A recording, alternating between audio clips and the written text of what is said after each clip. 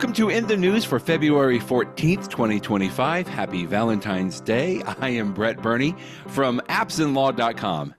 And this is Jeff Richardson from iPhone JD. You know, you remind me with Valentine's Day, Brett. I have a, I don't know if it's an observation or a complaint or what it is. You know how Apple has the watch bands for the Apple Watch, the ones that I like that You're just sort of wrap red. around it and stuff. Right. So I had a while ago, Woot had this thing that you could get these Apple, I'm forgetting the name of these watch bands that go all the way around. The Is it the Solo Loop? It's one of the loops, right? Exactly. Yeah. The Solo Loop. They come in all these different colors. Every color under the rainbow, $50. And Woot was selling them for like $20. I so you saw could get that. colors. And so this was like months ago. So I got the one that was advertised as red. In fact, it's, you know how Apple used to have its thing, or maybe they still do, that they would come up with Project Red. Exactly. Product Red.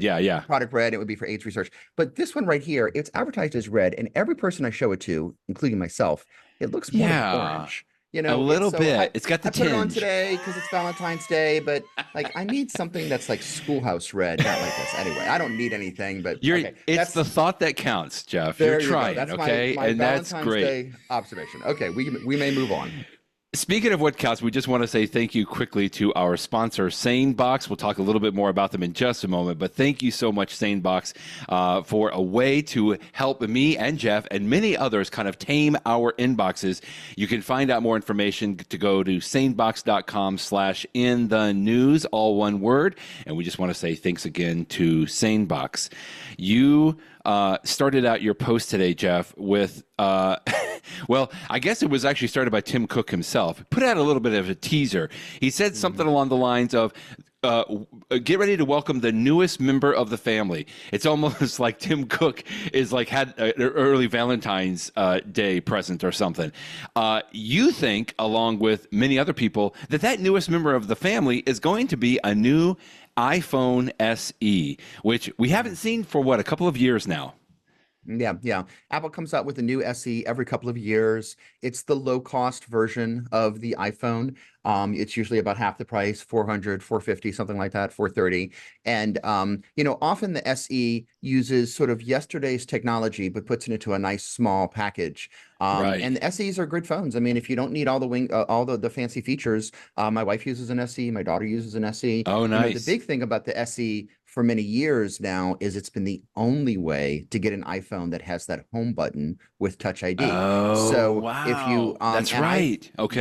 I've been using Face ID for so long now that I really think it's better. Sure. But some people like the idea that you could not even just be looking at your phone. You could just put your finger on it and log right on in. And I know that my wife, for example, tells me that. She's like, oh, I don't want Face ID. I just like Touch ID, which I understand. So the rumor is it's going to go away. And you can understand why, because if Apple removes the button, I mean, we learned this a long time ago with the iPhone 10, that with the button gone, you've got more space, so you could have more usable, screen space for looking at bigger things. Screen, right? Yeah, so that's one of the rumors. You know, right now the screen is 4.7 inch, which is the smallest iPhone screen you can get.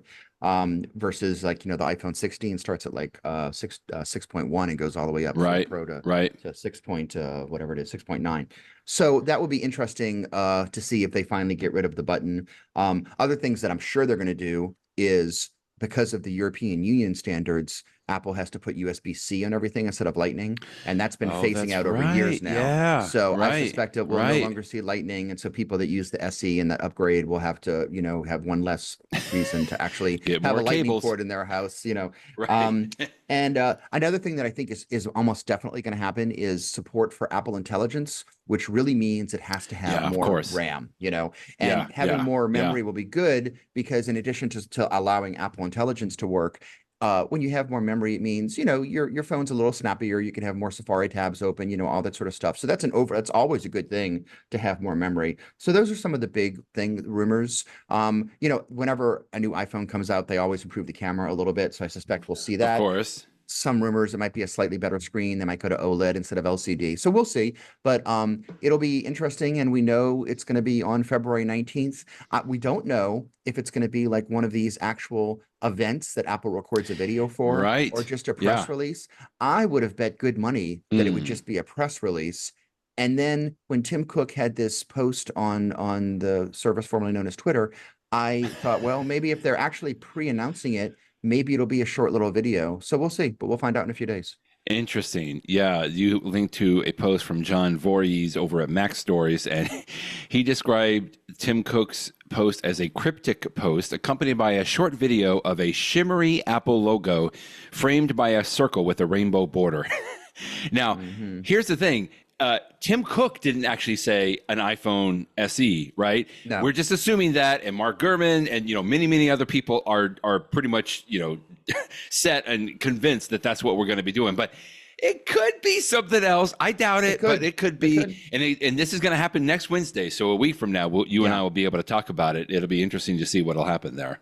In fact, I'll give the counter story there, which is if you just look historically, Apple has often announced the new SE in March. I think once it was in April. I put the dates in my post. Okay. And so February is a little early, Yes. I guess. So although this is sort of later February. So I mean, you could argue maybe the SE is coming next month, and maybe Apple will be announcing, some brand new robot that sits on your desk and moves around and dances when you talk to it, like we talked about last week. Who knows? It could happen.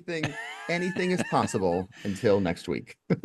So just quickly, because you were mentioning this, it was March 10th, 2022, when you posted on iPhone JD that this is the third generation of the iPhone SE. So it has been now almost 3 years now. 3 years, crazy, when we had the last newest iPhone SE. So, okay, it's a good bet. We feel like that's what's going to happen, but still the anticipation is killing me already.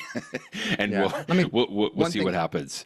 One thing about the 3 years ago, this is part of the reason that the iPhone SE is always less expensive, is because when Apple comes out with the new model, they keep it on the shelf for many, many years, and that's what helps to keep the cost low. And it's the reason why if you get an SE when a new generation is announced, it's actually pretty current with technology. Now, if you were to walk into an Apple store right now and buy the SE third generation that came out 3 years ago, then it's starting to show its age. But the SE is usually a pretty good buy if you get it the first year. Yeah. Okay, enough about that. Excellent. Good stuff. Apple might be in a little bit of hot water from the government in Britain. Oh my goodness, I saw this story come out, and we talk a lot about Apple and their security. Apple themselves tout the iPhone security quite a bit. You and I have both discuss this, like I said, and trust it quite a bit simply because of how long we've been using Apple products. But what an interesting story. The government in the UK has ordered, or at least strongly requested, that Apple basically give them backdoor, what we call backdoor access through iCloud encryption. Now, this isn't the first time we've heard this story.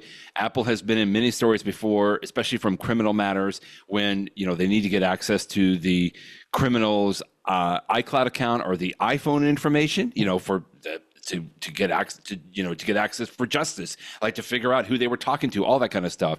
But Apple has pushed back on this. Anyway, what could be the fallout of this latest story, Jeff? Every time I see this, I get a little bit nervous of what does this mean that Apple's going to have to do now? Yeah, I mean, Apple has offered the ability to have this end-to-end encryption for all sorts of things, whether it's messages, whether it's, the backups of photos and your messages and everything else. And, it gives you some security. I know as an attorney, since I have, some confidential information on my iPhone, you want everything to be as locked down as possible. I don't want the bad guys getting back access to my data and stuff. And, if Apple could see it, then anyone could in theory see it. So anyway, but the story that was broke by the Washington Post last week. In fact, it posted literally 1 week ago today. It was right after we recorded last week's podcast. Okay. That you could that they told Apple you have to build in a backdoor, a way that there's a secret key, so that if we, the good guys in the government in the UK, want to get access, you will give us access, even if for everybody else. Plus, you can't tell anyone about it, so you got to be quiet. And so who leaked the story? Shady. Was it somebody on the Apple store? Was Apple side? Was it somebody on the British government that's like, this is a ridiculous invasion of privacy? Who was it? Somebody in America that found out about it and thought that it was, right. We don't know who leaked the story, but it doesn't surprise me, because for many years, law enforcement have said, we don't want anything to be secret. We want to be able to get access to everything and trust us because we're the good guys. And at a surface level, we're like, sure, I guess we trust the good guys.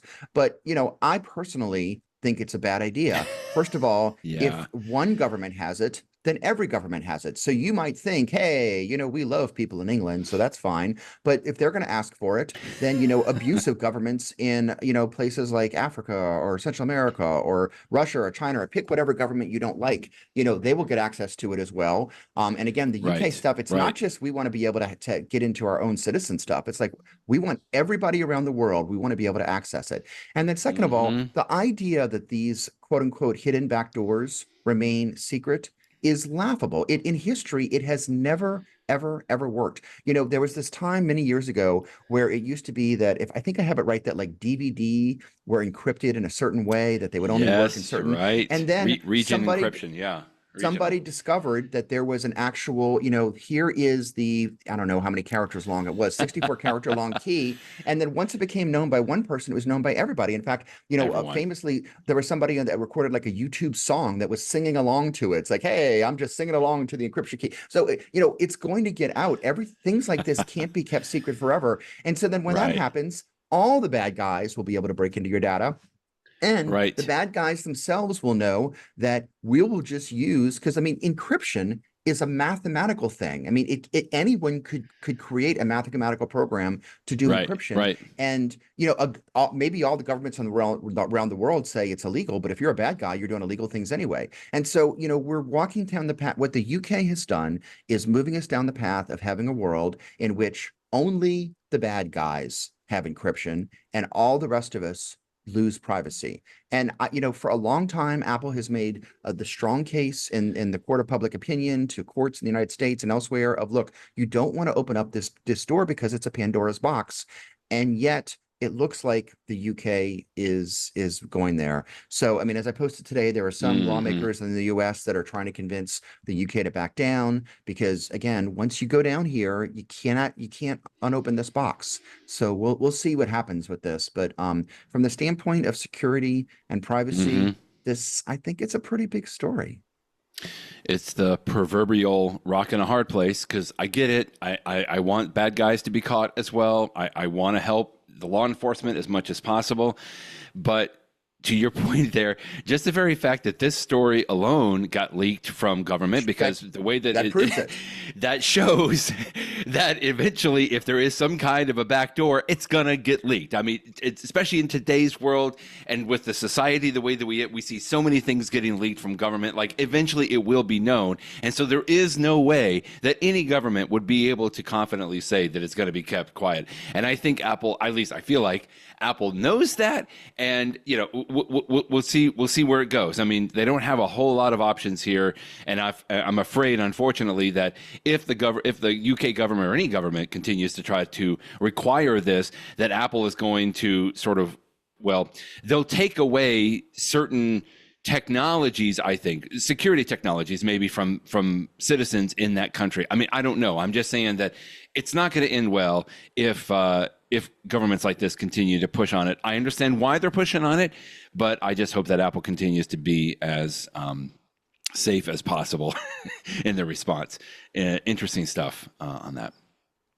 If you watched the Super Bowl on TV like I did, you may have set up a little straighter when you saw one particular commercial. I know that I did while everyone else was eating some nachos. It was a T-Mobile commercial, and it had Starlink on there. So, of course, I'm already kind of paying attention a little bit better here. But apparently this commercial was announcing a partnership with T-Mobile and Starlink. I'm not T-Mobile. And so then half of me was like, oh man, well, that means I can't take advantage of it. Until the very end of this commercial, I think, Jeff, they said, you don't have to be a T-Mobile customer. You can actually enjoy access to Starlink, which is the satellite Wi-Fi, basically, regardless of what platform that you're on, at least for a few months here. I haven't taken the plunge to try this out yet, but I think I'm pretty close to trying it. Yeah. So, we know high-end iPhones have been able to work with satellites for a little while now in emergency situations. You have to have a clean line of sight, so you got to be outside and stuff like that. But those are satellites that are much higher in orbit. Starlink, which is a company owned by Elon Musk, they have satellites that are in lower orbit. They're closer to the Earth. In fact, that causes a lot of controversy because there's so many of them up there that, if you like to look at the stars and stuff like that, they get in the way and cause pollution. But regardless, they as a result, it's easier to get access to those satellites. And of course, Starlink allows for technologies like satellite-based Wi-Fi, around the world. So places in the world where you're completely off the grid. I know it's been a big deal in places like Ukraine with the war. You can get access to the internet just through line of sight. So the idea is that the iPhone has the ability to communicate with those satellites as well. And so T-Mobile has a service, and it's apparently free if you want to try it for now. And then they start to charge for it in July. That instead of only working with satellites for emergencies, you could communicate in satellites all the time. And they're starting off simple with just text messages without pictures, but eventually they're going to have text messages with pictures, regular old data, phone calls. And again, you don't need any of this if you're on, regular old Wi-Fi, and you don't need any of this if you're within cell phone coverage. But if you're camping in the middle of nowhere, it might be the sort of thing that you want to be able to access, the internet for something, and this would allow you to do it. So it'll be a little bit less expensive if you're a T-Mobile customer, a little more expensive. I think that it's whether $15 or $20 a month, which, I don't know, you could say whether it's expensive or not. I mean, it depends upon how often you find yourself off the grid. Right, but, with how much you need it. Yeah, but I mean, I could definitely see that for some people that do a lot of hiking, camping, just traveling around the country or around the world, this might be really cool. And you've had this ability for a long time now if you buy one of those expensive satellite phones, but those things are big and cumbersome. Why not just do it with just the phone that's in your pocket? So it's an interesting technology. In the company that I work with, there is at least 2 people that I've talked to that have become what most people would call digital nomads. In other words, they travel around in an RV, Jeff, or they go from they move every 2 months or so to different cities, and they rely on Starlink, not just for the text messages, but I'm talking about the Starlink service itself completely for all of their access for Wi-Fi. That's how they get access to work. They can stream movies, and they continue to tell me how reliable and amazing that it is. I mean, the speeds that they get and everything is incredible. Now, to your point, they have to have direct line of sight, so they have to park the camper, making sure there's no trees overhead and stuff. But once you have that set up, they say it's absolutely fantastic.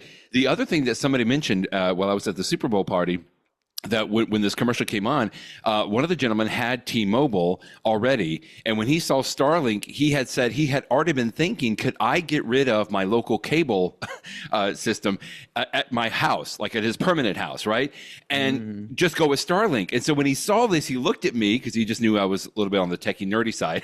And he said, wait a minute, could I get a bundle for that? So I feel like the beginnings of this is pretty amazing. And I've talked about this many times, even with Apple and how they're working, I think, with the text messages, like you said, in the iPhone. I mean, I do see a day in the future where we don't necessarily have to rely all the time on cellular-based systems or maybe even wired-based systems on the earth. And I feel like, I hate to say there's going to be more satellites in the air, but I think Starlink is going to be a way to go. I mean, I think this is going to be something, whether it's Starlink, another company, or even Apple eventually launching their own satellites or whatever it is. It just continues to get me excited that, this could be a world, like, it doesn't really matter like where you don't have to be at a Starbucks to get a Wi-Fi. You can get it from anywhere. So, okay, I'll stop now, but I just get pretty excited when I saw these stories. And like I said, during the Super Bowl, but thanks for bringing that up.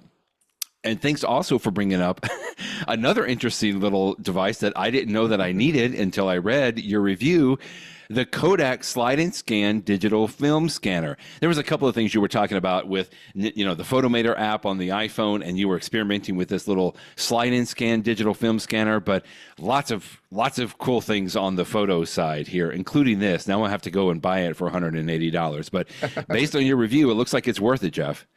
Yeah, I was fun playing with. It's funny because when I was at my parents' house and I saw in this closet all of these carousels of slides. Yeah, you had a picture right here. You don't know what's. I mean, that one says San Fran 1980 on it. So, wow. And you can hold up an individual slide to light and sort of get a sense of what's on a little bit, but you really can't see it. So, for all intents and purposes, these pictures were locked away, right? Nobody could really view them because I don't have a projector. I mean, there might be one somewhere at my parent's house, but I have no idea. Right. I'm sure the bulbs out. You got to put a screen, everything. So I mean, these are basically, unlike in a photo album that anyone could pick it up and look at. So it was fun to, every time I opened up one of these carousels and went through and used this device to scan them, it was like, oh, look at this. I mean, this is a picture of me when I was 10 years old or whatever. Or this is like, one of my friends that lived next door that we used to play all the time. Or, Nice. this is, some event that I went to. It was just totally walking down memory lane. And as I pointed out, I mean, I want to be clear.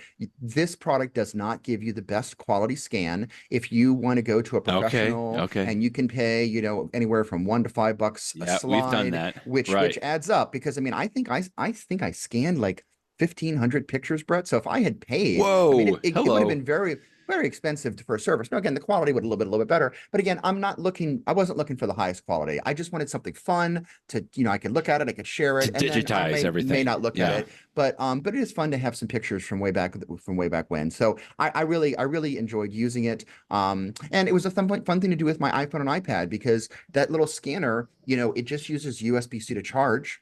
And so I could plug that USB-C cord into my iPad, which provided power. So I basically had like this little portable station just sitting there at my dining room table, and I would scan a bunch of pictures, and then I would put them in my iPad using the SD card. And then once they were on my iPad, you could, crop them a little bit, or you turn the ones that were faced the wrong way. Right. You could adjust the levels of the colors. I use that app Photomator, which, as you said, Apple just there bought. It is. Yeah. And we just did and I could go through and adjust them. And I mean, you could totally tell that they're old pictures. It's not like they look as clear as a DSLR picture. And one thing, some of the pictures that had like high dynamic range, like a really bright area and a really dark area, those are the ones that I'm like, they came out okay, but I know they would have been much better if, like, even one that you're showing right now with San Francisco, the stuff that's in the background, that I probably could have gotten more out of that with like a professional scan, but who cares? It's just a picture of one of those crazy San Francisco streets that I look at the cars, I'm like, why are they not turning over and flipping? Because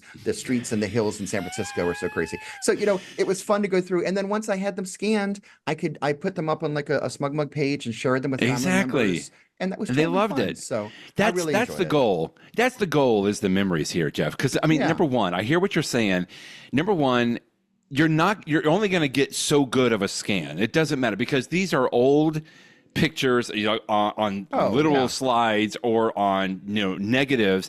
Like I don't know that even going to a professional service is going to be that much better.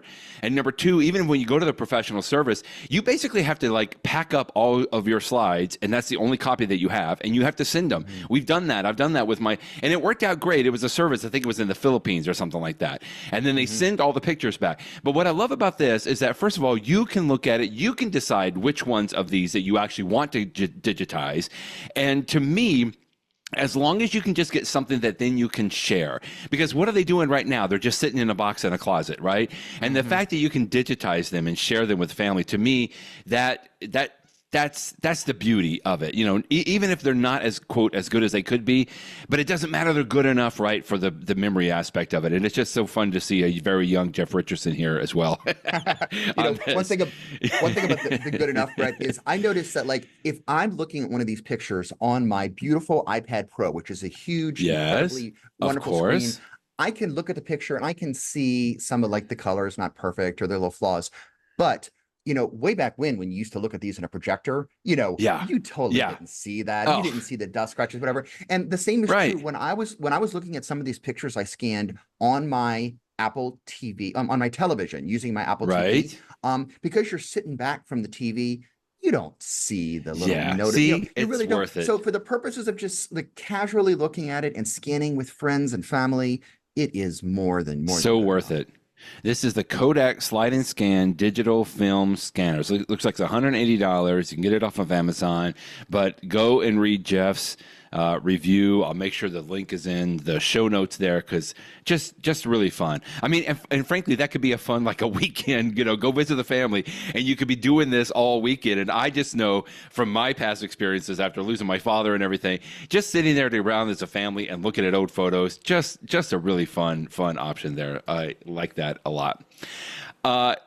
You and I are both big fans of AirPods and the AirPods Pro 2. I pretty much use them every single day. In fact, we're both using them right now. But, I keep seeing people talk about the Beats series of of headphones. I've never had a Beats, either over the ear headphones or even the in the ear, Jeff. But man, this article you linked to today from Malcolm Owen at Apple Insider, the Beats Power Beats Pro 2. That's a lot of beats in there, but I mean, I still think I've got an edge to the AirPods just because the way they work and everything that I love about it. But I am seriously considering now trying the Beats Power Beats Pro 2. You had a couple of articles today that just really gets me interested now. Yeah, I mean, from all the reviews that I've read, the Power Beats Pro 2 are truly on par with the AirPods Pro 2. Wow. The highest That's quality. saying a lot. And yeah. I mean, there's a reason for that. They're both made by Apple. Okay. Apple has owned Beats for a long time. Exactly.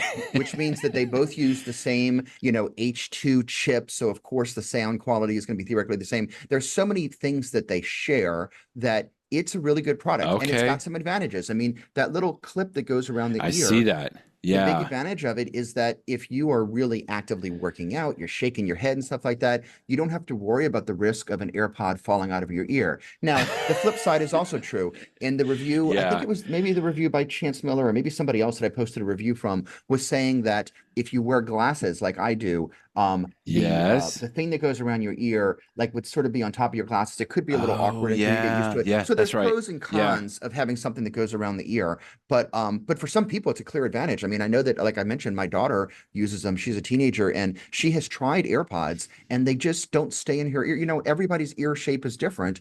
And a little bit different. You don't want to have an AirPod to be falling out of your ear, for goodness sakes. So for her, I mean, that go around the ear clip made all the difference in the world. In fact, we got them for her last year. I think it was for her birthday because she really wanted them.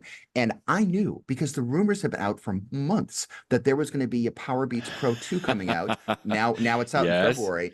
But when your daughter wants something last year and I'm like, well, maybe something better is coming in the future. Something better is always coming in the future. And I think she was totally fine with the first generation, even though it's been out for a number of years. But now the second generation has better sound, a lot more features. It even has some interesting features that are unique to this product, like the heart rate monitor, which, I don't need because the Apple Watch does it as well. Apple Watch, but if you weren't wearing an Apple Watch, if you're an Android user, I mean, Beats Pro works just as well with Android, with iPhone.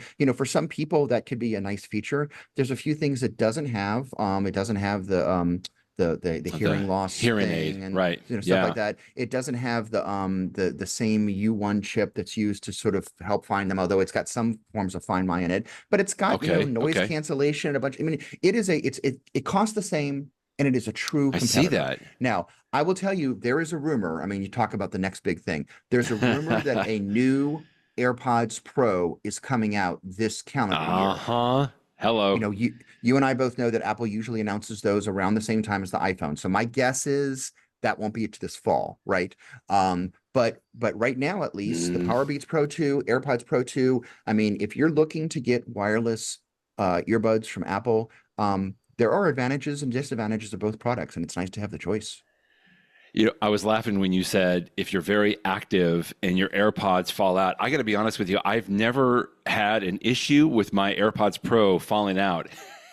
But I was doing an Apple Fitness yoga session the other day, Jeff. Now, yoga is not like the most active, but I guess the way that I was doing my down dog or I was stretching back and forth, literally one of my AirPods Pro just popped right out. And of course that pauses the workout and everything. And I'm like, man, come on. I'm in my pigeon pose. I can't stop now and unpretzel myself. But that's why I was looking at this, and I typically don't wear glasses when I'm working out. And I was like, well, that could work there. Anyway, it's weird because until today, I seriously have just said, you know what, there's nothing that can really compare to my AirPods Pro 2, and I'm just going to stay with it.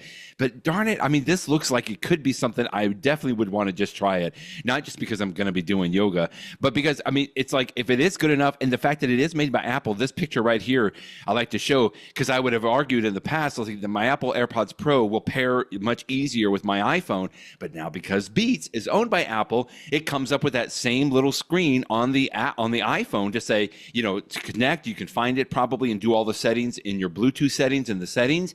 And if I can still access all of that gets me pretty excited on there as well.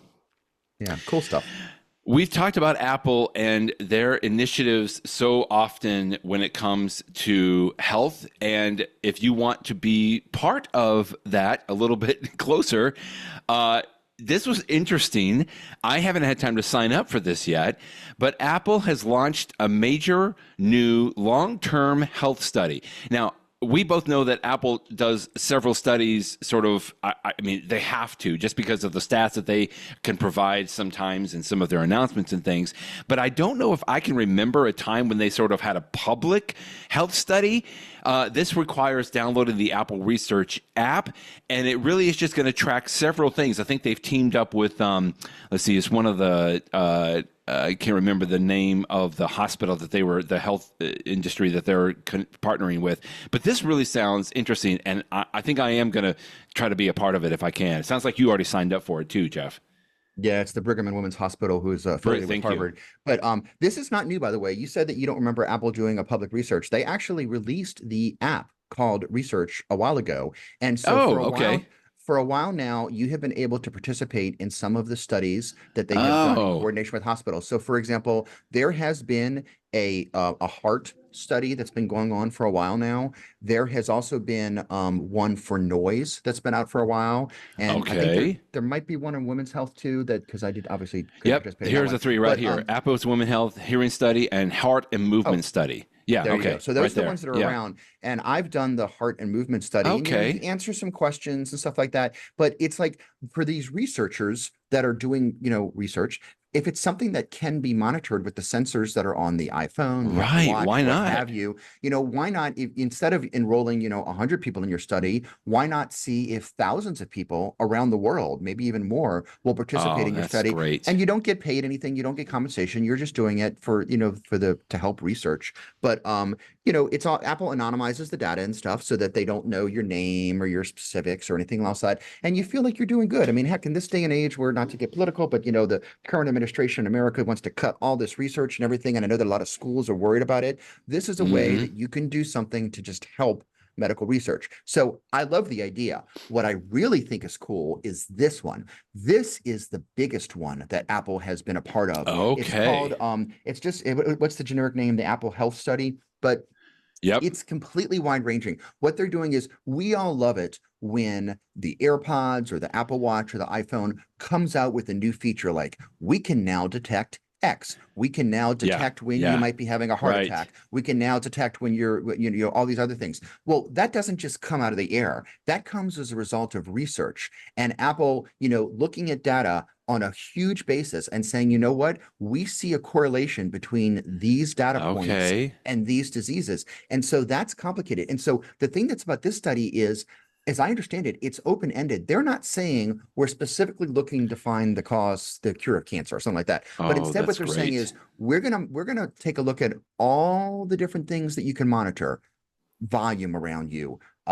your heart rate, your, everything that can be monitored by your device. And we're going to ask you these survey questions routinely. And the surveys always take less than 5 minutes to answer. It's like, real quick. Have you gotten sick? Have you gotten COVID, whatever? And then by correlating the two, they can start to see over time that, maybe for Jeff Richardson specifically, we can't say that A was an indicator of B. But if we look at thousands and thousands of people, we can see these relationships. And so what I like about this is that, when the study is finished, they will then figure out what connections they were able to make. And I am positive that there's going to be Apple products in the, not next year, but in the coming years that they're going to say, we now have, scientific studies, peer-reviewed proof that we can detect the following things. We can maybe detect when you're going to get a cold. We can detect this. And so, by giving you early information or maybe even the more serious diseases, by giving you information early enough, hopefully you can do something to prevent them before they become more serious. So, this is the big one. I feel like everything that Apple has done with their research app up to now has been leading to this point. And so I'm excited about it. Now, again, if you don't want to participate, if you don't trust Apple to keep your stuff anonymous, even though I do, Fine, don't participate. I mean, it's totally fine. But if you wanted to do it, it's right there on the phone, and I think it's sort of fun. And of course, it's Apple, so they have a beautiful interface for the app, and they have like this number of how many questions you've asked, and whenever you open the app, it sort of has an animation. I mean, it looks pretty. It's I like it. I like it. Well, number one, to your point, this is going back to an earlier story we talked about. You have to trust that Apple is going to keep your data secure. And like you said, they anonymize it, and I trust it just because both you and I have been following the company and their activities for quite a long time now. But not everybody might, and so this is one of the reasons that we're a little nervous about earlier about governments kind of getting a backdoor, because we just want to make sure that Apple and companies like this will continue to be able to aggregate some of this information, and we trust them on this. And then the second thing, like you said, so this is an app that you download for your iPhone, and it looks like it can be installed in your Apple Watch as well. And it's like it's not intrusive. I feel like you don't have to go somewhere to do a study or sign up. It's just like, so you download the app and you just open it, and you obviously log in maybe with your iCloud account, if that's even necessary on that. And like you said, you just answer a few questions, right? It's that easy, just right on the app there. Yeah, you answer questions, you give it permission on a permission by permission basis. Am I going to allow it to hear when there's loud noises around me? Will I allow it to log that? Will I allow it to keep track of how many steps I walk? Will I allow it to, all the different things that can be sensed with your watch? You just say, I mean, you could turn, I guess in theory, you could allow some and not allow others, but I allowed all of them because I know that that's the whole point, is they're trying to look at a broad thing. So yeah, cool stuff. Well, speaking of apps, if you get this app, you may go through one of your iCloud accounts, but it might be different than another iCloud account. I feel like this is a little esoteric for folks, maybe, Jeff, that have only been working with Apple since iTunes came out. This is like almost 12, 13, 14, 15 years now, to when we first had, before iCloud came about. Like Apple has had Mac.com and Me.com and iCloud, but most of us signed up with iTunes when it first came out, and we have an account that is, or basically I usually think of it as an email address that's associated with any purchases that we made for music. And at the time when the App Store came out, we used it for purchasing apps. But that may be separate than your iCloud account or the email address that you use for your iCloud account. Again, I realize this is a little confusing for most folks that haven't been working with Apple products for as long as you and I have, but some may still have this idea of two Apple accounts. And I continue to get frustrated with this every time. Like, if I need to buy something on the App Store, I have to log in with one account. But if I need to go and change something on my iCloud account or check at iCloud.com, I have to use a different account. Now, I use 1Password, so I make sure that I've got very long passwords, for both, and it's not that difficult for me. But I had to set that up. And we've talked about this for a long time, that at some point, Apple probably has to allow us to combine them both. And it looks like that they are announcing that this is available now, but just like you said in your post today, Jeff, I don't trust it. I cannot even fathom losing access to all of these purchases that I've made over the years. Yeah. For many years, Apple called this your Apple ID. And then a few years ago, they changed the name of it to Apple Account. And again, if you are a recent person to the platform, and when I say recent, I'm talking like when the iPhone was introduced in 2007 and later, you're not going to have this problem. But if you go back even further, like some of us do, if you remember the days when Apple bought the app called Sound Jam and changed the name of it to iTunes, and you could buy songs download songs for 99 cents a pop, well, then you may have been using an Apple ID, now an Apple account, for long enough that you had an original one that you used for purchases and for apps and for music, and then another one that you used for things like iCloud and maybe when you purchase a physical device. And I fall in that category too. And like you, Brett, I often forget, did I get this on this account? Did I get it on that account? What I have wanted for literally decades now is a way to merge the account. Apple hasn't given us that. But what they have done is, instead of merging two into one, they have allowed you to migrate your purchases from one to the other. Not the same. So the idea is that if you move all of your purchase history, so for one of my older one is the one that I have for apps and for songs and for movies I've purchased and stuff like that. Right. If you migrate that entire purchase history over to the other one that I use for things like iCloud, well, then I guess I really don't need the first one anymore. But that first one with apps and music and stuff like that, that's the one that I share with my family. So I don't want to mess that up, because if suddenly, my family loses access to all of their apps and their music and everything else, that'd be a problem. So, I'm sitting on the sidelines. I'm letting other people test things out. I've already seen reports that, like, if you use this thing called Test Flight, which is used, most of us don't use Test Flight. It's used for testing an app that's still, it's in beta testing apps that are not yet in the App Store.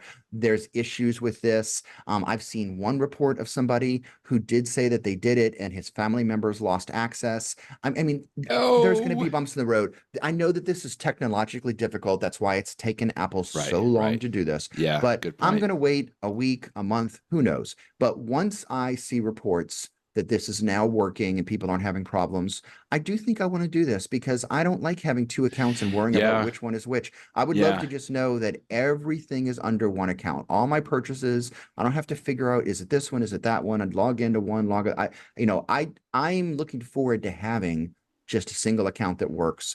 But what I'm telling people is, let's just wait a little bit. Let's hold off when it's safe. Yes. So I like to make the distinction between merging the accounts, which I think I would prefer as well, versus migrating, because then you still have the two accounts, even though you've migrated, one to the other. I don't know. I would love. I mean, I feel like this is even harder on the technical side to merge both of these accounts, because I'm sure for you, just like me, so much history there. I mean, I've got purchases going back for many, many years now, if I'm going to do anything, I have to have so much assurance that it's going to be as smooth as possible, simply because we rely on these services. And, I want to have access to my purchases. I still go back and look at purchases from many years ago. And anyway, it makes me nervous and cringe a little bit, because I do know how difficult it is, to be fair. But man, it would be nice if we could get this ironed out. I was looking the other day, Brett. Remember back in, I want to say it was 2005, 2006, there was a show on television called Lost. And I remember that I had purchased like an entire season of that, because I wasn't in New Orleans because of Hurricane Katrina and stuff like that. And this was pre-iPhone, right? I was watching the episodes on the tiny little screen of my iPod. I had one of those iPods with the screen. And so I purchased a season of Lost. I would sit there on my couch. I would hold my iPod up and I would watch the episodes, and I laugh now. But I mean, the reality, and am I going to go back and look at those? I don't know. But I did purchase them, and they're in my purchase history. And if for some reason I wanted to watch them on my huge Apple TV, I want to be able to have access to them. So anyway. Speaking of many years ago, when the Apple Watch first came out, this is your article from August 2015. When you got your first Apple Watch, you also got, which I think is the stainless steel Milanese loop. Is that right? Is it or is it aluminum? I think it's stainless steel. I think it's stainless steel. Yeah.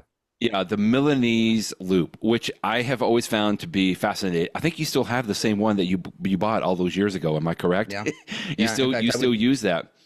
I wear it to work every day, except for days like today where I'm wearing the thing that's red, but not red.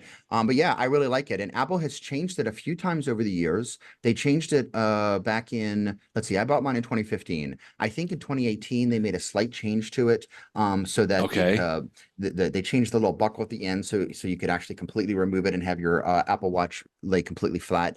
But the first big major change was what we were linking to today. I was linking to today because Apple now has the version that is, so that was stainless steel. This one is titanium, which matches the Apple, what you have, the Ultra. Correct. Now, technically, my brand new Apple Watch Series 10 is also titanium, but because it's a brushed titanium, it looks shiny. And so it actually sort of looks like stainless steel.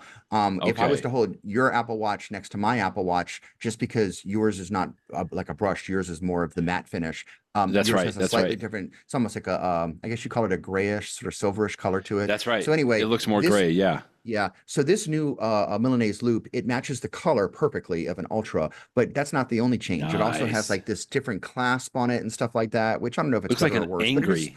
That's an angry looking buckle there. Yeah. So I actually thought about getting one because I use the Milanese loop just about every day. I've had it for 10 years. I'm like, this is obviously something that I like. Maybe I should get the latest and greatest version. And I was like, well, maybe I'm fine with what I have. And so that's why I read this review with interest. And it still hasn't made me change my mind on getting one, but who knows if interesting. But it'll set you back a little bit. right? Do you remember what you paid for your stainless steel Milanese loop?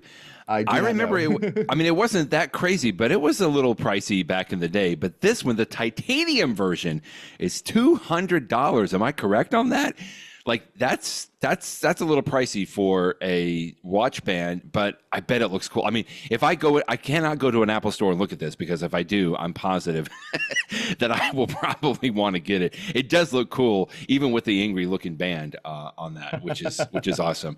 And by the way, I don't know that I have even ever thought of this, but this story you linked to today, if you don't like putting an Apple Watch on your wrist for whatever reason, maybe try it on your ankle. It wasn't until I actually read this that I was like, oh, wait a minute, maybe that could work, because I do see some people with different kinds of health monitors, around their ankle. Never thought about putting my Apple Watch there though, Jeff. Is that what you're doing? Maybe it's the day to change this. When I saw this headline, Brett, you know what I thought? What I thought was, what goofy thing did some TikTok person do to release a silly video of, I put an Apple Watch on my ankle. I put an Apple Watch on my dog, but no, this is the New York Times, the journal of record, as it were, saying that there are people that for fitness purposes and stuff, they just find it more comfortable to have it on their ankle as opposed to their wrist. And so, I guess if that interests you, apparently, they found a couple people enough to write this article, and the funny pictures. But it has literally never occurred to me to put an Apple Watch on my ankle. I know, but I never thought. And I guess that I love this one little story that they're talking about here is a mother that is pushing a stroller, and she said that she would have to push a stroller with one hand so that the hand with her Apple Watch on it could be free to swing back and forth, so she gets credit for her steps, but her arm would get tired, so she didn't want to just use one hand, so she put it on her ankle. And she said not only does it work because it gives her all the step counts, but it apparently is a little more accurate according to her. Anyway, just hey, if it doesn't work on your I always get my son, instead of wearing his Apple Watch on traditionally on the left hand, he's right-handed, but he wears his Apple Watch on most people wear it on the left. He actually wears it on his right arm. And sometimes I ask him, I'm like, is that comfortable? To each his own. And you have an Apple is good. The watch, you can twist it around so that the button can be on the right side, to accommodate all of that. But just never thought about, hey, my Apple Watch, I could use it as an ankle monitor. Maybe that would be fun. In the show, let's do a quick. Can I tell you, Jeff? Finally, the day has come. I am actually traveling right now as we're speaking, and one of my commitments on this trip, with all of my business commitments, was like personally, I'm going to sit and start the show Severance. I am now 4 episodes into season 1, and I'm trying to slip in, 5 or 10 minutes when I'm on the bus or I'm waiting on a phone call to just watch more. I cannot believe I've waited this long. But you mentioned today that, of course, in your post, that season 2 is already out. So I'm trying to catch up to all this because it is amazing. I miss PD already, but in the Apple streaming world, we know that there are less subscribers to Apple TV Plus than there are to Amazon Prime or Netflix or whatever. But even with that, season 2 of Severance got a bump in the latest Nielsen viewership numbers. That's incredible from an Apple TV Plus show. A lot of people are watching this show. It's getting a lot of acclaim, and it's well-deserved because it's really good. I mean, one of the things that I look forward to at the end of the week, TGIF, is there's a new episode of Severance out. In fact, technically, it comes out around like 11 or 12 o'clock on Thursday night. And there have been times in the past where I have, stayed up late on Thursday night to look at. I haven't done it this week, but I actually subscribed to the official Severance podcast, which is really good. Oh, that's right. You've talked about it. Because Ben Stiller, right? Ben Stiller and Adam Scott do it. But it's a great podcast. But I noticed this morning as I was coming into work, like the latest episode is already on my phone. I'm like, no, don't start playing that yet. I haven't watched the episode yet. I'm going to watch it tonight or watch it this weekend. So anyway, it's a great show. And I'm so happy that other people apparently lots of people have discovered it and are watching it because it's so popular. Including people on Android phones, potentially. Jeff, you linked to this today. I don't know that I even saw this coming, but Apple released an app this past week an Apple TV Plus app for the Android platform. Maybe that's contributing to it a little bit now, but if you have an Android, you want to subscribe to Apple TV Plus, you can now get the app for your Android phone and watch Severance Season 2 as well. Yeah, Apple has a couple Android apps. They have an Apple Music app so that if you want to use Apple Music, some of these services that Apple wants to get as many subscribers as possible, they don't want it to be just a little perk that you get as an Apple user of Apple hardware. And so I think it makes perfect sense. Why not let more people have access to this stuff? And again, the thing about things like, music and especially TV shows, Apple is going to spend X amount of dollars on a show, right? And that's going to be true whether one person watches it or a bajillion people watch it. And so the incremental cost, every time you get more and more people watching it, it means that, you're getting more revenue from that investment. So why not make this as broad as possible? And this is the reason that we've seen for many years now, awesome. Apple has released apps for things like, not just the Apple TV device, but like Roku and all, smart televisions that have apps in them. Apple has wanted to let people watch Apple TV Plus wherever they are. And now you can even do it with Android. So I say, bravo, welcome to the party. That's really cool. Like that a lot.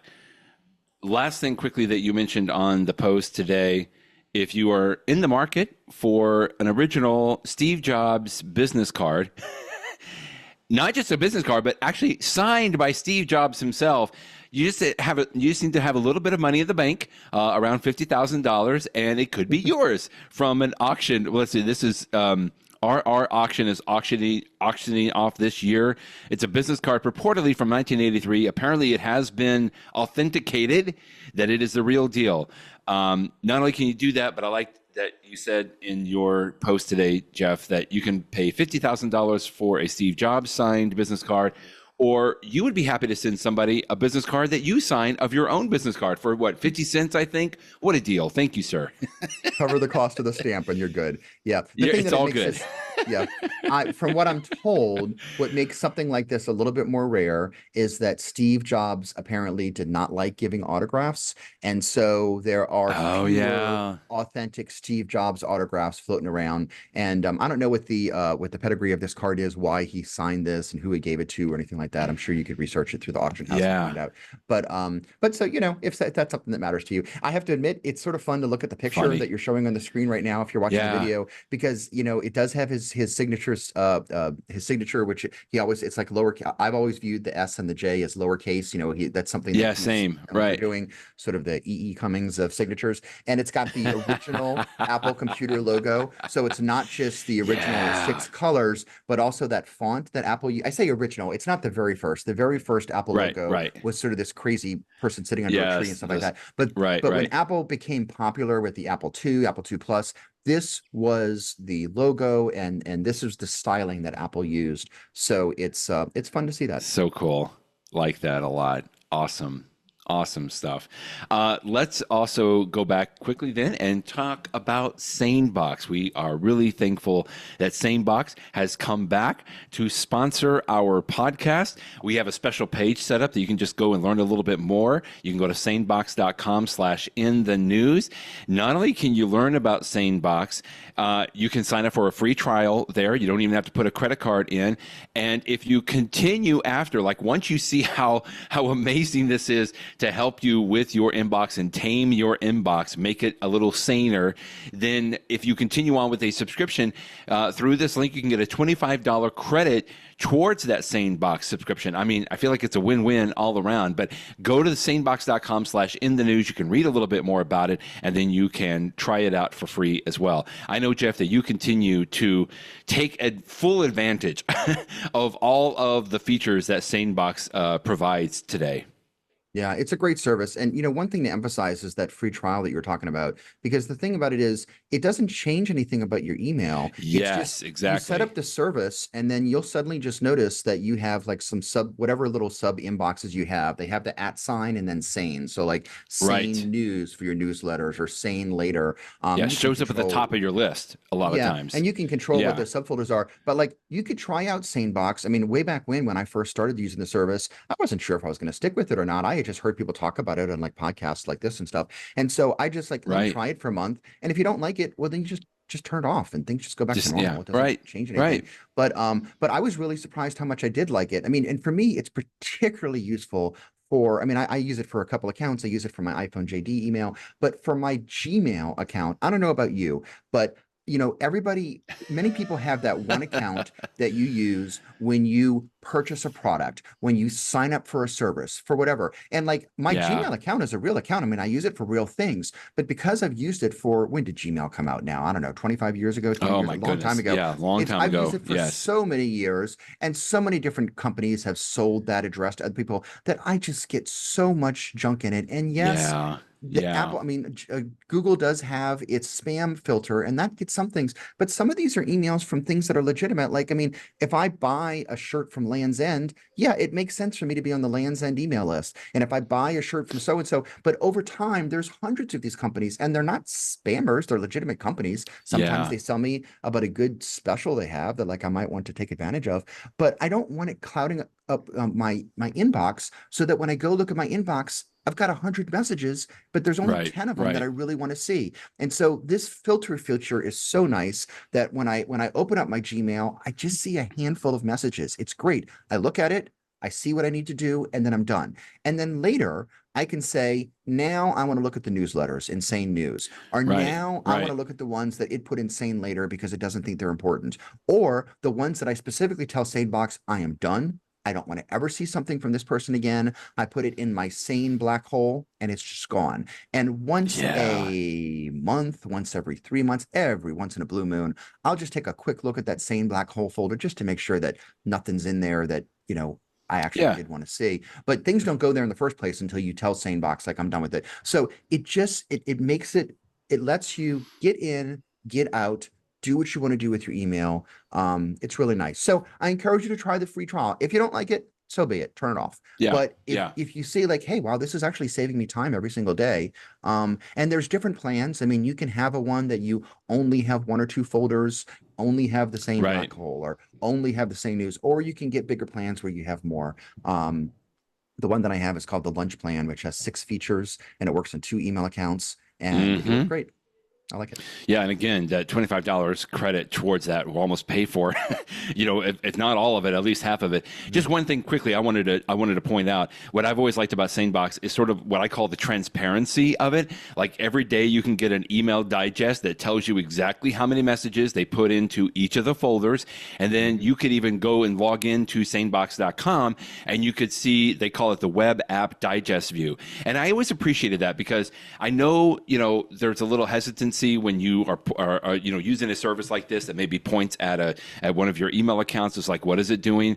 What I've always enjoyed about SaneBox is that they're very transparent. Like they'll show you everything all the messages that they put in the different folders, and so you don't really have to be that nervous about it. And again, if you see something that didn't quite look correct on there, or you wanted to do a little bit differently, you can just retrain it. You can just change it up on that. But I do like having that daily digest. I mean, that's another email that you can get, but you don't have to get that. You can just turn it off, and you can go and just log into the account, and it will allow you to just give. I just like the fact that, hey, it's going to show you exactly what it's doing. It's not doing anything kind of hidden, and I like the fact that those folders show up at the top as well. So anyway, more information, sanebox.com/in-the-news, all one word. Go there. You can look at it, check it out, get some more information about it, and then just try it out. Just like Jeff said, it's really easy to toggle it on and off. And if you decide that you do want to do a little bit more with it, you can continue with that $25 credit, which is great. Thank you, SaneBox. In the know.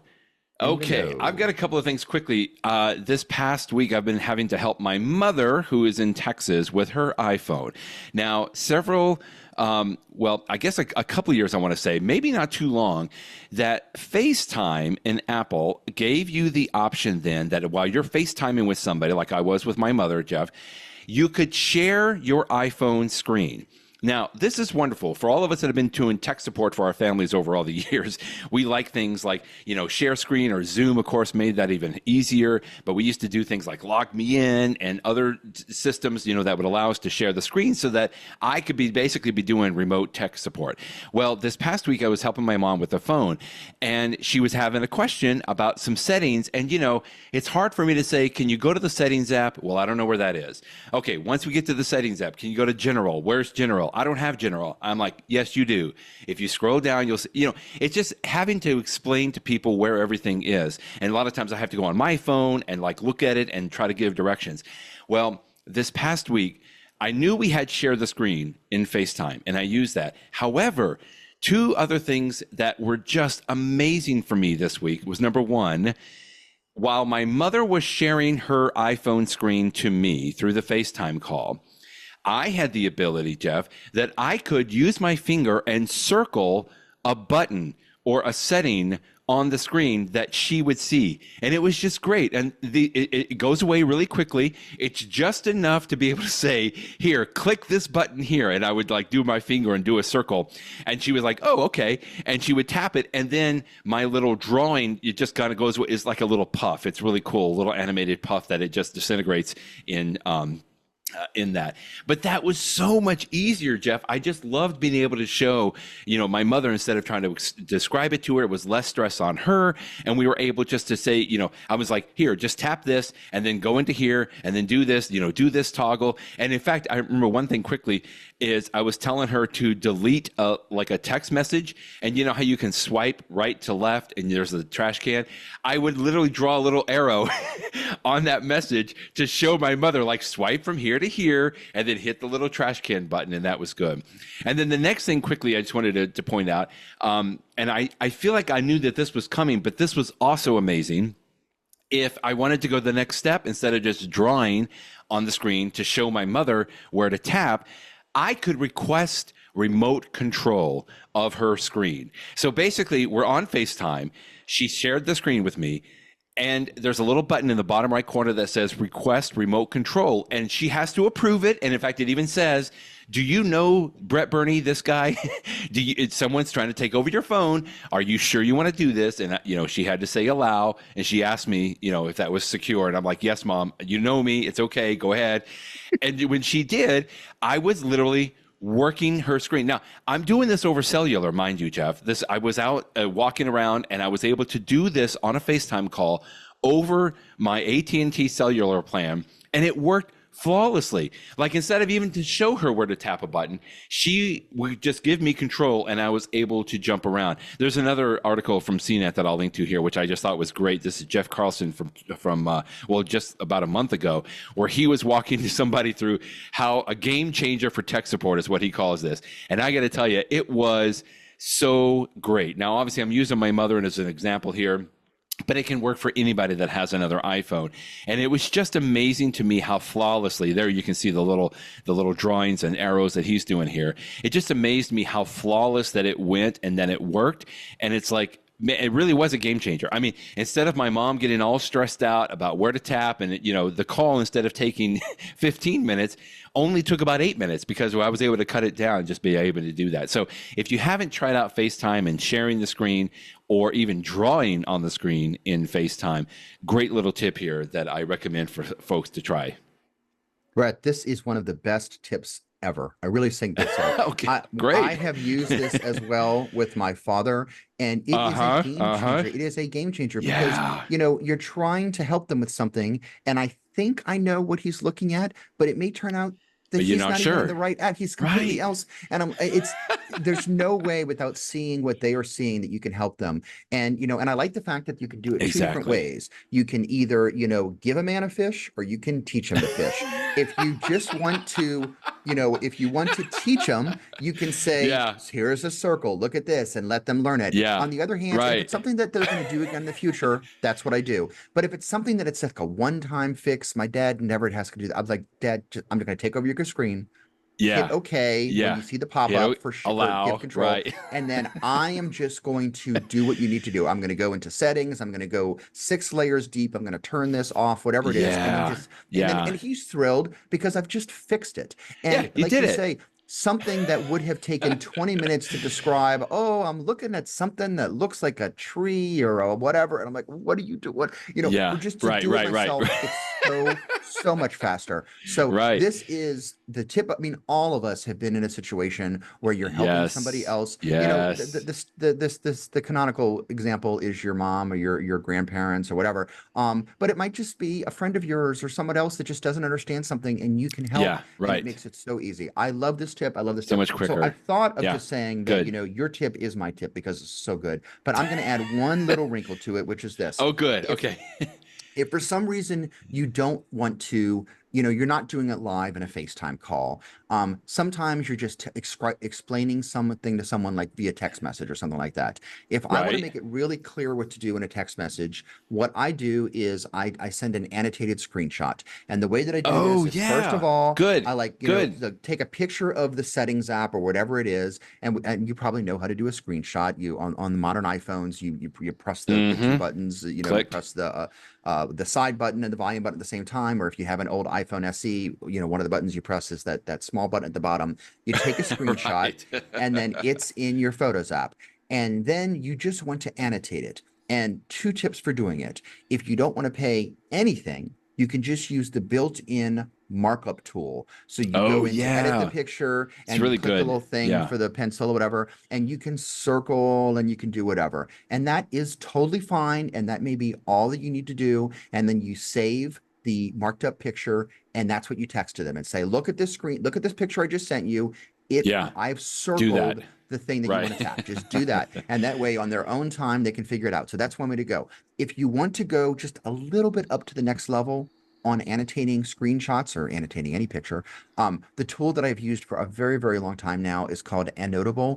And the app itself is free, but then you have in-app purchases for some of the different features. If you pay $10, you get all the features. You can just buy some of them for $2. But there's a couple things you can do. First of all, it can create like a perfect circle. It has, different, I think you have better tools for annotating things. And so they look more clear. In fact, sometimes on iPhone JD, I will share a screenshot that I use this app to like put a circle or put an arrow or something because it does such a nice job with it. Okay. Second of all, it even has features like you can have like, let's just say that there's some text and you were just showing it just now on the screen that like you don't want them to actually read the words because it's something confidential, but you just want to show the overall picture. It has this feature that you can blur the words or you can sort of scramble them. I mean, you see this all the time on like something. Sure. Just so that because it's not important. That part. Don't look at that.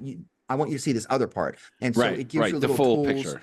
to do stuff like that. So, you can be as complicated as you want or not. But so if you want to do sort of the next level higher, Annotated is really good. But again, if you're just doing simple stuff, the built-in markup tools are great.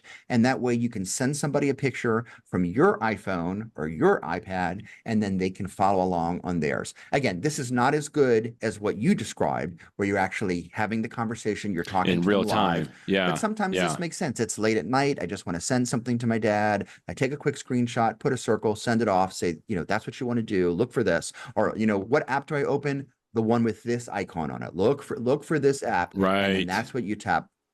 Works really well. So that's my ancillary tip to your really good tip. Unnotable. I keep trying to say annotable, but it's unnotable on there. But like you said, it's a free download, and it looks like for the professional, all the features, to unlock all the features, it's only $10, $9.99. But for something like that, I mean, I know that you've used this because I've seen when you do posts on iPhone JD. I like the fact that you show the entire screen instead of like cropping it or cutting it out. But the fact you can just obscure some of the text on there, or like an email address or something like that. If you send this, you just don't want that to be out, especially now with photos that can do text recognition, right? It's like I like to obscure that kind of stuff out just so that it's not even searchable and things. Oh, good stuff on that too. Yeah, good tips today. Really appreciate it. And we just want to say thanks again to our sponsor, SaneBox. You can go to sanebox.com/inthenews, all one word, to get a little more information and let them know that you heard it from us. They've got a really nice little page set up. They go, hello, In the News listener. So they are ready for you to go and visit this page. SaneBox.com/inthenews. Jeff, always fun. Thanks again for all of the stories today, and we'll talk with you next week. After we see the new announcement, right, on Wednesday. We'll be ready for that. True. Thanks, Brett. Bye-bye, everybody.